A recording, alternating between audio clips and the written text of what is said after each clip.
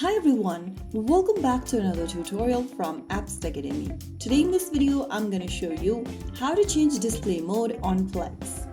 Changing the display mode on Plex helps you fix black bars, stretching or zoom issues so your content fits your screen the way you prefer. First of all, open the Plex application on your device and start playing a movie or a TV show. Once you start playing the movie or the TV show, click on the three dots at the bottom right corner.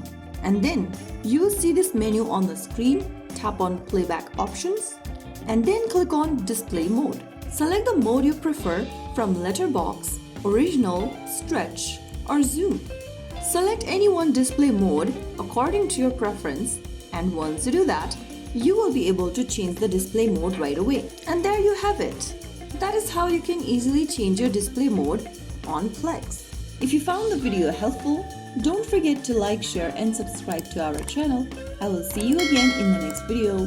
Thank you for watching.